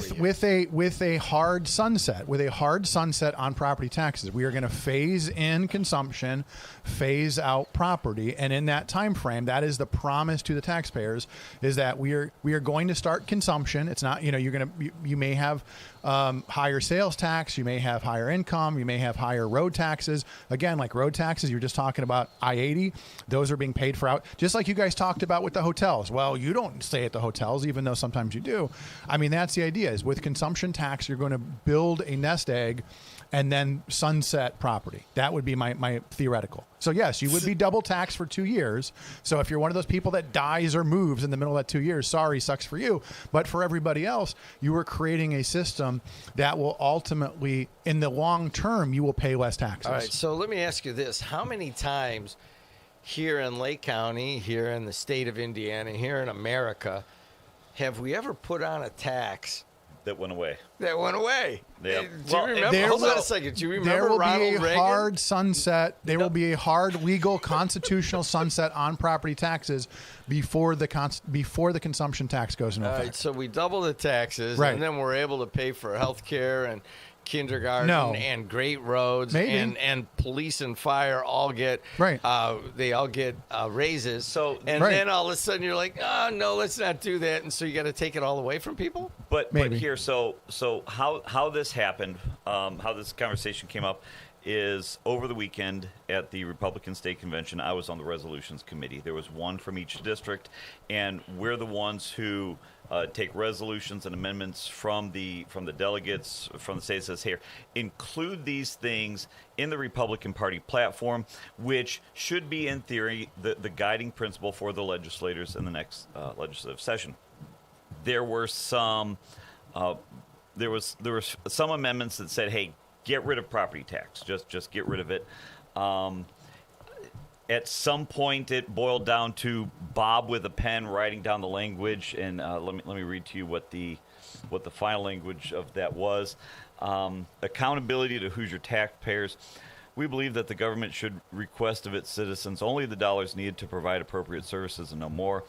This is why we fully support Indiana's use of excess reserves law. The Indiana Republican Party is committed to keeping taxes low and promoting policies that encourage growth and investment in our state's economy and paying as we go rather than accumulating debt. And this was my language that got added, passed and voted on and passed by the delegates. In the pursuit of eliminating property taxes, we direct the General Assembly to take up the measure in the next general session. Now, as I posted that, if folks were saying, oh, good, no more property taxes. That is never the case. You still have to pay for police and fire. It's the idea of the immorality of property taxes. I mean, you never own your home. If you pay your mortgage, you pay off your house. At some point, if something happens, and however you planned your life, now your Social Security has ended, you're not getting that, and now I come around and what you paid $1, $2, $3, $4, $500,000 for over your life, I then pick up for $10,000 on a tax sale. You're out, and now I've got it, and that's immoral that the government can do that. And with that, we're going to take a break.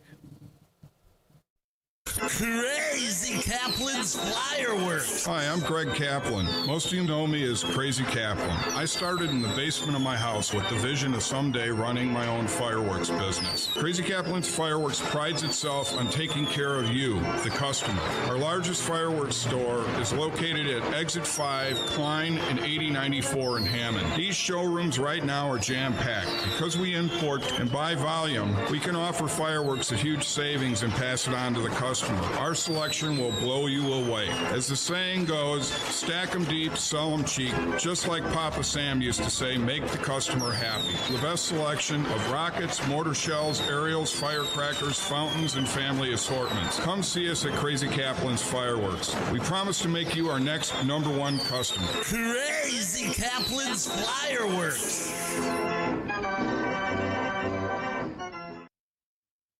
We've had some cars run into the barrier wall, not paying attention. They were on their phone. Texting, scrolling. Yeah, it's bad. Most often they be on their phones or they're just not paying attention. They can cause a crash. We could stand on the side of the road and watch every other vehicle looking down into their lap as they're passing us. You know what they're looking at. They're looking at their phone. Phones. On their phones, not paying attention. Phones. I'm not a mathematician, but I say probably about 80% of the people who pass me are on their telephones. No call, text, or video is worth putting yourself or a road worker in danger. When driving through construction, LIUNA members ask you for your sake and ours. Slow down, stay off your phone, please. Be aware where we're at, where the cone zones are at. Stay off your phones and buckle up and drive safe. We're not asking for much. This is Brian Short, Business Manager for the Indiana Labor's District Council. Everyone deserves a safe place to work. Do your part in the cone zone. Slow down, save a life. We're all in this together. A message from Laborers International Union of North America and affiliated locals. Hey Region, I'm T, and I grew up in East Chicago, went to college in Gary, worked out of Munster, and raised my family in Crown Point. I'm Region to the core. I created Region Hot Sauce, the flavor of the region. Add it to chicken, fish, pizza, eggs, and more for the perfect blend of heat and flavor. Visit RegionHotSauce.com for a complete list of locations or to order direct. Region Hot Sauce, the flavor of the region. 7:33 here in the region. Average Chuck Pullen, looking at your average traffic this morning.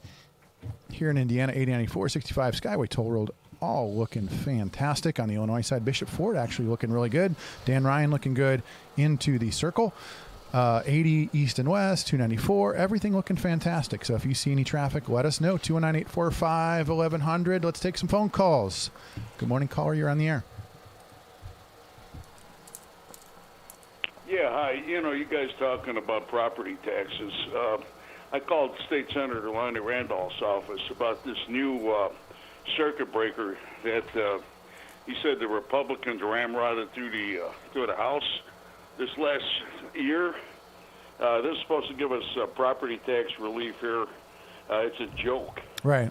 From what I understand, I called the county about it, and from what they're saying, if I remember the details right, your adjusted gross income cannot be more than $65,000 a year, I think it is.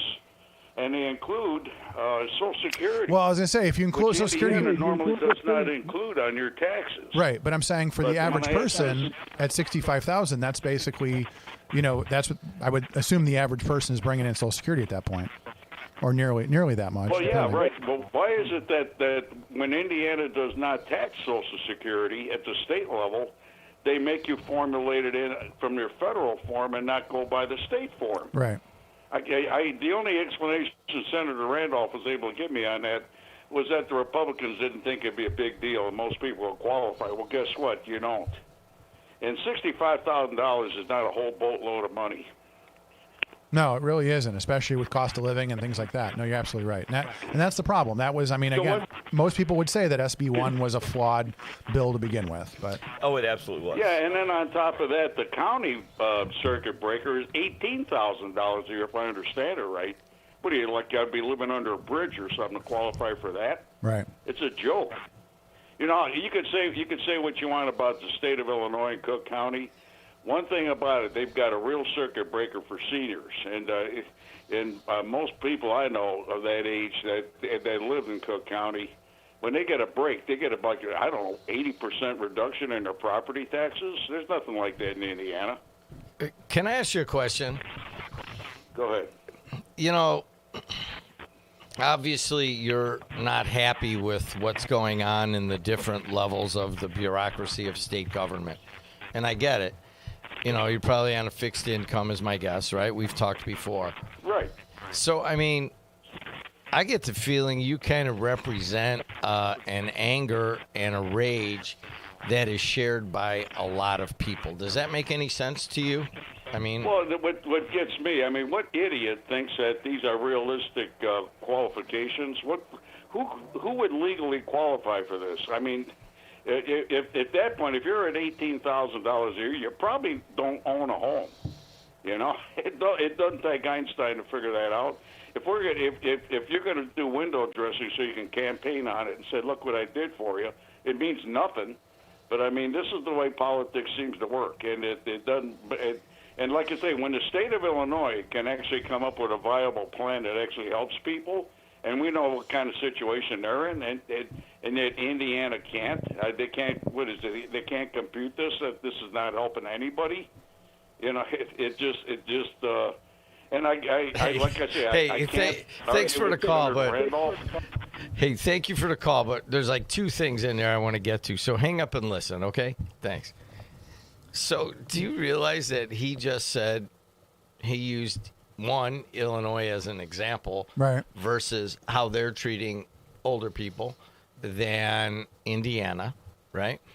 And the second thing is, and he's called the show when a month ago when I was still doing it every morning, is that he represents kind of a senior citizen rage, right? That I think is just, I think we hear it here as much as anywhere, this dissatisfaction amongst people 60 plus. It's almost across the board. So is this plan? Who's breathing into the microphone? Is that you, Darth Vader? That's Chuck Pullen. No, I'm not even breathing. What are you, Darth Vader? So my point is that at least whether you want to, however you want to put it sounds kind of like double taxation under his plan. At least they're looking at, we have a lot of older people over 60 that A, listen to the show, and B, live in Indiana. How are we going to give them some relief? That's at least in that direction. It's kind of a flawed plan on its surface. But do you guys understand that rage? I do, and I'm trying to formulate it in a way that won't, frankly, come back to bite me in the ass later on when I complain about the boomer generation wanting to keep everything for themselves and hosing every other generation. You simply cannot work your entire life. These are the folks that, hey, stop eating your avocado toast. I bought my house for $75,000 and now 3 raspberries. 3 raspberries, and now it's worth $750,000. I was able to buy into the market when you could buy into the stock market, the housing market. I held on to my job 10, 15 years longer, so there was no upward mobility for anybody born in the late 70s through the 80s into the early 90s. And now at the end of it, when I've got more money than God himself, I'm going to say, I don't want to pay. I've done my dues. I want to keep everything. But they are the consistent voters, and the young people aren't voting. So you can make all the arguments in the world, but if the young people aren't showing up to vote and the older folks are camped out at 5 a.m. to vote, then they're going to get what they want. Okay, so I know that's how you feel. Okay. Yeah. So maybe I was poking the bear a little bit. But no. But you are exactly. I mean, there are, challenges with each generation. I mean, obviously, the young people you hear from every small business owner, oh, they don't know how to work. They don't have a work ethic, and they don't know how to pay attention, and they're on their phones all the time. I hear that left and right, all the way from the union leaders to small business owners, and you have that. But we rarely hear that theory that you're talking about, and it's getting more and more traction. It is, and I would say that that generation of folks that, hey, you're on your phone all the time, the lazy workers are the post 9/11 kids, the folks who were born after 2000, 2001, they have a different outlook on things. But this generation in the middle that Chuck and I are a part of, at some point, we're going to get tired of carrying, not only are we carrying the remnants of the greatest generation and the boomers, but we're also attempting to pull up those, younger than us. I'm just here to go, hallelujah, amen, and then carry on. So, yes, that caller represented an anger amongst senior citizens about the confusion and not being able to get every break. And you represent the generation behind that are like, hey, dude, why don't you try to steal more from us? But also, and that's what that generation, the ones who are like, I've paid in the system, I'm done. You're also the cause, because they're the ones who show up. They're the cause of the inflation that is hosing my generation. So to say that, hey, I've paid my dues, you're sitting on gobs of cash that you were able to buy into before your bad policies caused inflation that we're experiencing now. Hallelujah, amen. So this discord that you're talking about, you're basically, let's just look at 3 generations sitting here. I'm not really like my dad's generation boomer, but kind of on the cusp of it, I guess. And Lynette is in her 20s, and you Put guys down your phone. That would have been amazing. We pan over, she's just on her phone, not listening. And you guys are 40s, right? Yeah. Yeah. So it's really 20, 40, 60 is really what's sitting here, and it never ceases to amaze me when I'm reading all of the stuff and when I'm on the shows hosting, and that's why I'm coming back. Believe me, I miss this discussion, but your generation right here, you two and others very much like you, I am hearing more and more anger, not looking down so much, but looking up. Well, and I would say to Chuck's point of, we're not the ones who are voting. I think you're starting to see us voting. I mean, even go back to this last primary a month ago, you're starting to see younger folks. And by younger folks, I mean anyone who is not an octogenarian come out and vote. And you're seeing some of these. Now, some of the pundits will say, oh, it's anti-incumbency. I don't think it's that. I think it's an idea that we're done with it and we're going to make some changes. So we have a bunch of phone calls and I have to make an announcement. Yeah. So let's make the announcement, and then let's take some phone calls. It'll take us to 8 o'clock. So why don't we start here? Lynette, can you play that clip for us real quick? So Lynette's going to play a clip, and we're going to talk about the Bears for a few minutes, and then we're going to take your calls, I promise. Go ahead. Get that clip going. Go ahead, whenever you're ready. Go ahead. Zoom. You got to turn Zoom up on the other, the knob to your right. Turn Zoom up. All right, go back to... Zoom up. Dun, dun, dun, dun. Turn both Zooms up. They're both up. Hang on. There you go. Anyways, you guys keep talking. Why can't you just play it in audio? That would have been a lot easier. So that why don't we was just take a my phone angsty- call? 219-845-1100. Is that okay? Works for me. Yeah. Hey, you're on the air. How are you? Hey, instead of trying to do technology, can Chuck just open his mouth and tell us what the hell the Bears announcement is, number one? And then number two, hey, Chuck and Bob, you guys act like you're carrying the weight of the world on you. You guys have jobs. You're making money. You got to pay a little taxes. I get it. I don't like paying taxes either. But quit playing the miniature violin for yourselves. You guys sound like pathetic TUSSYs. Christ almighty. If a young kid can't get his ass out of bed at 5 in the morning to go to work and make money, and then he bitches about living in the basement with Tony Panic and his dad, that's his problem.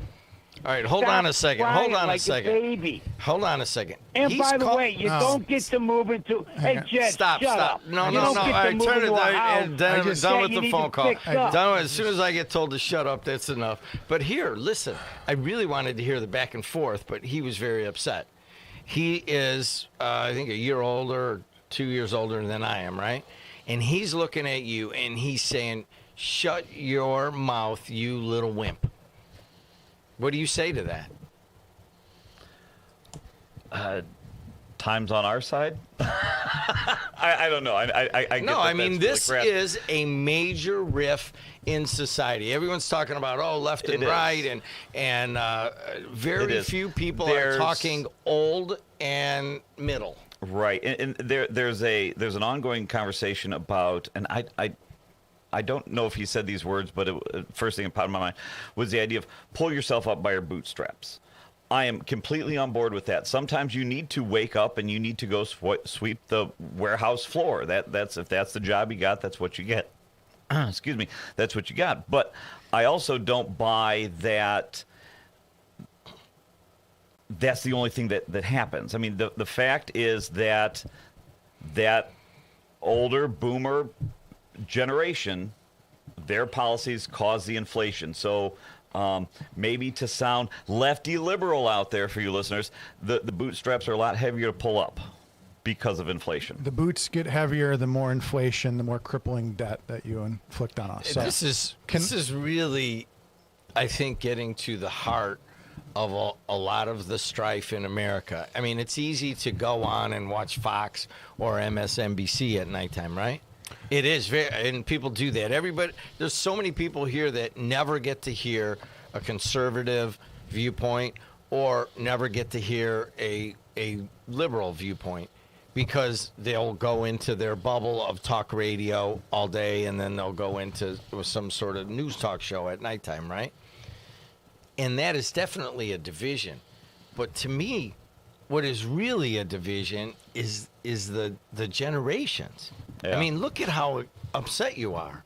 I've never seen you with this kind of passion about a topic other than Well- you're like, I'm tired of of the boomer generation, and they're ladling us with all of this debt and causing inflation, and they just want to take everything for themselves. I'm like, whoa, you verbalize something that a lot of people your age feel. So we have a clip to play. All right. Is it going to play? I mean, yeah, you it's set keep up. Messing things up. No, there. it's fine. I fixed it. All right, go ahead. There's all the ancillary development that comes with it. Yeah, You're talking absolutely. hundreds of millions of Put the dollars. video up. Yeah, absolutely, Tom. Absolutely. There's going to be hotels that aren't there right now. There's going to be restaurants that aren't there right now. There's going to be parking garages that aren't there right now. There's going to be, sort of like what we see outside of Wrigley Field. The Bears want the same thing outside of this new field. So What's really crazy is for me to think about the fact that in a few years, there's the possibility of the Super Bowl actually being literally in my backyard. Right.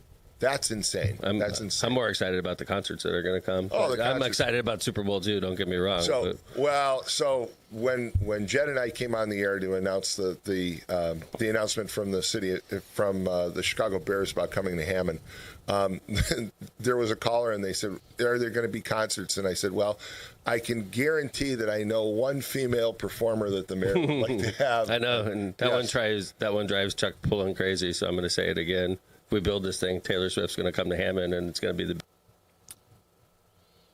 So that was a clip Mayor McDermott was on with Tom Dabberton on Thursday, and they talked about the Bears. Jed's getting that look. Well, okay. I'm just Okay, curious. so I wanted what to- is? Well, I listened to that too. So, I mean, what out of that do you so want to pull out? here's what I want to talk about. So, average Chuck here. So I try to be flexible in my opinions, and I try to be open-minded. So one of the things that I would say, and again, I'm always one that's always, my opinions, and as information comes in, I start, changing my mind. Double taxation. Yeah. So what I wanted to say was that on Thursday, Mr. Mayor was on, and he met my burden of proof on the Bear Stadium. So I had a certain threshold that I said, okay, these are the things that I want to hear. One of them for me was eminent domain was a big issue. And so that was the first thing we talked about. There'll be no eminent domain of residences. That was huge. And then he also talked about the idea that the people in that community, that there would be town halls and that people would have a say in the matter. So to me, that was my threshold of saying, okay, I can accept this. So now again, I still have questions. We can talk about taxation. I had the same issues with us funding the Lucas Oil Stadium, but my burden of proof, my threshold has been met on the stadium project. I'm sorry. What does that mean? That means I'm accepting of the idea. Whoa. What time is it? It is 7:51 in the region, and not only is Libertarian Chuck Pullen okay with double taxation, he is all for... Mr. Mayor, you can take your Chicago Bears and you can shove them in Hammond. Let's take a break. From June 26th through 28th, Central Park in Griffith will host the Country Music Tribute Festival, featuring tribute performances inspired by artists such as Johnny Cash, George Strait, Morgan Wallen, Carrie Underwood, Tim McGraw, and more. The event invites families to enjoy on-site food and drinks on the lawn, with fireworks planned for Friday and Saturday nights. Best of all, admission is free. Don't miss out. We've had some cars run into the barrier wall, not paying attention. They were on their phone. Texting, scrolling. Yeah, it's bad. Most often they be on their phones or they're just not paying attention. They can cause a crash. We could stand on the side of the road and watch every other vehicle looking down into their lap as they're passing us. You know what they're looking at. They're looking at their phone. Phones. On their phones, not paying attention. Phones. I'm not a mathematician, but I say probably about 80% of the people who pass me are on their telephones. No call, text, or video is worth putting yourself or a road worker in danger. When driving through construction, LIUNA members ask you for your sake and ours. Slow down, stay off your phone, please. Be aware where we're at, where the cone zones are at. Stay off your phones and buckle up and drive safe. We're not asking for much. This is Brian Short, business manager for the Indiana Laborers District Council. Everyone deserves a safe place to work. Do your part in the cone zone. Slow down, save a life. We're all in this together. A message from Laborers International Union of North America and affiliated locals. Tech Credit Union supports the essential role of union labor in building strong communities. That's why we offer hassle-free banking, financial empowerment, and a commitment to your success. Save for the future, handle life's challenges, and trust a partner that stands by hardworking union members. Tech Credit Union, the better option for you and your money. Visit techcu.org or call 800-276-8324. Tech Credit Union, supporting union families every step of the way. Enjoy the taste of summer at the Farmers Market at Fox Point. Every Tuesday from 9 to 1, shop locally grown fresh produce, delicious baked goods, artisanal treats, and local culinary creations.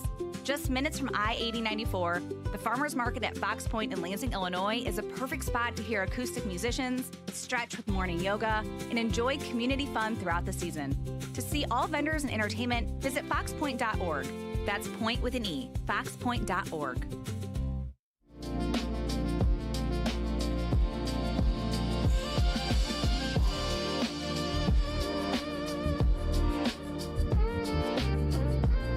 Six 7:54 here in the region. Chuck Pullen, Bob Starkey. Jed walked off. So if you're listening on the radio, it didn't have quite the impact as YouTube. I'm wearing my Hammond Bears hat, my Northwest Indiana Bears shirt. So again, listen, I'm gonna. Here's the best I can do. I am accepting of this project. I am accepting of it. I just want to see, as I told the Lieutenant Governor, and I'll say the same thing to Mr. Mayor and anybody else who's listening. You are not the stakeholders. The stakeholders are the people that live in that community, that have lived in that community for generations. Don't forget about them. Keep them, the people whose lives are going to be impacted. Jim and I were just talking about property values, which is great, unless you're, just barely scraping by and now your taxes are going to go up and things like that. So again, at the end of the day, no eminent domain. You keep those people in that community in the loop. You give them a say. Not only that, here's what I go one step further. The person that goes on that committee, on that stadium committee, I want them to be from that neighborhood. I don't want them to be another Politico on another committee. I want them to be somebody who's lived in that community their entire life and cares about that community. I want somebody like that on the stadium committee, right?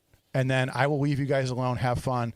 Enjoy your Super Bowl. Enjoy Taylor Swift. Enjoy Team Swiftie. What? 6 phone calls? Man, Jed's like, this cost me money. We're going to take some phone calls. We're going to power through calls, and then we've got Fox Point coming at 8 o'clock. Let's just power through calls. Good morning, caller, on the air. Wowee. Is there a playpen in there with bottles? And I just can't believe what you said, Bob. It really, really, really gets our goat, because you guys, you think you're concert promoters, you think you're building all this excess stuff, you're planting flowers, you're planting trees. Our generation didn't do that bull crap. We were super conservative. You guys are taking tax dollars, and it's happening in all these towns, and you guys are racing to be the first one. We have a bigger band shell than you. It's not your job to do that. It's your job to not plant a flower. It's not your job to plant a tree. It's not your job to put to do any beautification. It's your job to be fiscally responsible with the taxpayers' money. Our generation didn't do that, and you sound like a little spoiled brat, and you are reaping the benefits of the hard work that the baby boomers did. You know what? I see your generation. I see them in the stores. I see them on the scooters. I see them waddle down the aisles. I see you guys sucking up on those sugar drinks and pissing your money away. Man, you really touched the nerve with the people that built this country, and I can't believe it. You sound like little spoiled brats, and you're just spending all of our hard-earned tax dollars that we saved up from all those years because we were conservative. Wow, I can't believe that. If that's the mindset of you guys, you're in trouble. And and I see it every day with your little pet projects, and you're beating your chest about I'm building this, I'm building that. It's not your job to do that. Wowee. Okay, we appreciate. We got to power through some calls. Bob, do you want to respond at all? You want to save that for later? Okay. Next call. Good morning, caller. You're on the air. Yeah. Can you guys hear me? We can. Hello? Yes. Oh, okay. It doesn't come through right. Yeah, I'm a little concerned about your use of language. One guy there, I think his name's Bob, uses the term unrealized gain. What he really means is it's unearned gain. That's what you're being taxed on. It's unearned. It's a social capture, and your whole idea of owning your land outright, that's a legal fiction. The state is and always will be sovereign in terms of who has the ultimate power over real estate in any domain, any political domain. And I just want to, you guys, you make no distinction between land value and improvement value, upon which a lot of these taxes are rising. And again, a lot of that improvement value rises on its own because the social improvements made. You know what I mean? Perfect. Thank you, George. Yeah. Next caller. Good morning, caller. You're on the air. We're doing a quick. Yeah, in about 6. Go ahead. In about 6 years, if the federal prognosticators get it right, we're going to have a day of reckoning on Social Security. Yep. Because they're predicting that the outgo will exceed the income, and we could very well be faced with big cuts in our Social Security benefits, and people are going to find out that the hard way that Social Security was not intended to be the sole source of income in retirement. It's supposed to be a foundation with other things piled on top of it. Perfect. Thank you, Walt. Next call. Good morning, caller. You are on the air. I'm Gen X. I've got the most to lose. Blaming any generation Brad, for any kind of... You got 30 seconds before Fox Point comes 30 in. 30 seconds? Blaming Yes. any generation for inflation is outrageously outrageous. It is the Federal Reserve that causes inflation, not policy. You do not own any property in the United States. Allodial title does not exist in any government. They have the right to possess it. They have the right to use it and take it under eminent domain. You own nothing. You own nothing, even if all the taxes were gone. Allodial title. You have to take that into this tax conversation. And I'm sorry, but I can't blame. I have the most to lose as Gen X. I've worked longer than most people out there. I'm going to lose the most. I've got the and blaming any generation is ridiculous because it is the inflation from the Fed policy. Go after the Fed, not after people. Have a good day. You heard it. End the Fed. You'll end nothing. Eats the bugs. Okay. Any other callers? We got 4 more. 4. Keep going. Just keep going. Let's go. Good morning. Good morning, sir. You got 30 seconds. Yeah. Oh, yeah. Friday, I went to a place that somebody said they were going to be there on Friday, and I got something to eat, which I paid for a little bowl of macaroni and cheese and a little bitty sandwich, and the person never come out and said hi to me. Saturday, coming back from filming, I get me and my wife stop on 30 and 41. I paid $6 less than that, and it took us all day to eat that. And that person couldn't even come out 1 second and say hi to me. So I found out I can't ever go eat at that place ever again. That's why. Okay. Thank you. Next caller. I like this. This is fun. Good. Next caller. Good morning. It's like the worst Rolodex of flipping I've ever seen. Good morning, caller. 30 seconds. No more stupid phone calls. 10 seconds. Do not. Next call. Good morning, caller. You're on the air. Oh, that was brutal. Hello? 30 seconds. Hello, can you hear me? We can. 25 seconds. Okay, good. I'm a grumpy old man, and it's all everybody's fault. Actually, my name is Chuck Pullen, and I'm from the year 2075. I was wrong. It's the apocalypse. Oh, Jesus, help me. Bye. Fantastic. Any other callers? Got They, 2 more. they just keep coming. Next caller. Good morning. You're on the air. 30 seconds. Mac's going to get back in line. No, you don't get to call again. Next caller. Good morning, caller. 3, 2, 1. Next caller. Good morning. You're on the air. Yeah, hi. As long as you got people calling in there 2-3 times a day, I figure I could do the same. Yeah, go ahead. 30 seconds. As far as circuit breaker property tax relief for seniors, the whole idea behind that is that if somebody owns a home and kept up their homestead for 30, 40, 50 years, that once they're on a fixed income, give them a little bit of a break Right. and give them some property tax relief. Right. Now, you guys, I guess your generation thinks we just sat around on our fat rear ends and people just threw money at us for the last 30, 40 years. People like us worked in the mills, jobs you guys probably couldn't handle for 3 days. And some of us died in them places. And the fact that you guys are going to begrudge us because we want to get some property tax relief, we're on a fixed income and prices are skyrocketing around here thanks to the policies your generation is implementing. I mean, to me, it just smacks of stupidity. I'm sorry, but you guys don't seem to have a whole lot of brain cells working. Okay, thank you so much. Any other? Is that everybody? We do. They keep coming. But. They just keep coming. This is fun. We should just do this all day. Okay, Bob. Anybody else you'd like to tick off before we go? Are you back at 8:30 to tick off more people? No, I don't. No, you're good. Okay. Well, that was fun. We should just do that more often. Lynette loved it. It was like round robin. That was something. We'll be back. Fox Point will be back in a few minutes. Bob will be back. Be sure to yell at Bob at 8:30. I don't even know what happened because I didn't have my headset in. I was over there messing with the computer. And we had a caller that said, "Hey, what are you guys doing? You're average. You don't have any opinions. No, I remember that. Don't I was here for move that. The needle at all." And we hip checked the needle, and Bob, I'm going to tell you the same thing I told the Lieutenant Governor. Speak softly, carry a big stick, carry a big Lincoln. Big Lincoln. We'll be back in a couple minutes with Fox Point. Thank you. Before Notre Dame Federal Credit Union, we were being charged various maintenance fees and various check writing fees for all of our accounts. And with Notre Dame, we